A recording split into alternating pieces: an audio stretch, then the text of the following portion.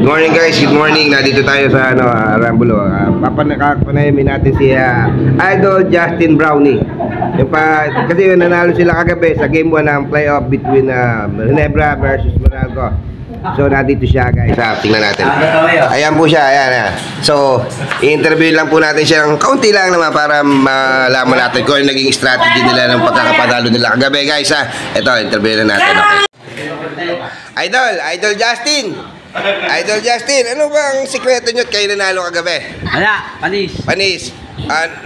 Ano ba ginawa nyong pag-prepare para may sabalan nyo yung game 1 sa inyong quarterfinals against Meralco? Idol Justin Brownie. Oh, ayan po siya. Medyo hindi pa po natin siya makakausap kasi medyo pagod na pagod po siya kagabi na pinuwersa po niya eh. Wala naman dyan eh. Hindi naman sinigang yan.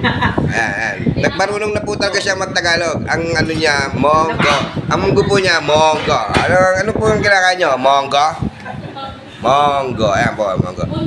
So, kailan po magiging laro natin ulit? Idol Justin Brownie. Uy! Justin!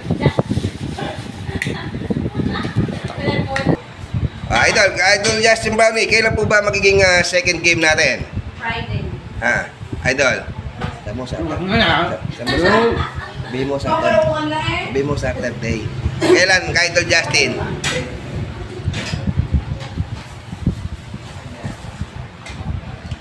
Idol Justin, niintay ang sagot mo ng mga milyong fans natin. Kailan po ba ang laro nyo? Sabi mo Sabado. Walang gana ka. Medyo suplado po talaga ito sa personally. Idol Justin, magkita-kita na lang tayo sa next game okay? Isang kaway naman dyan sa mga fans. Bilis! Uy! Ay, nagagalit na. Ganyan talaga yun warpig ka para si Amore. Yun ang mareng. Yan po, manunusok ng tinidor. Yan po. Idol Justin, thank you. Idol. Nice game.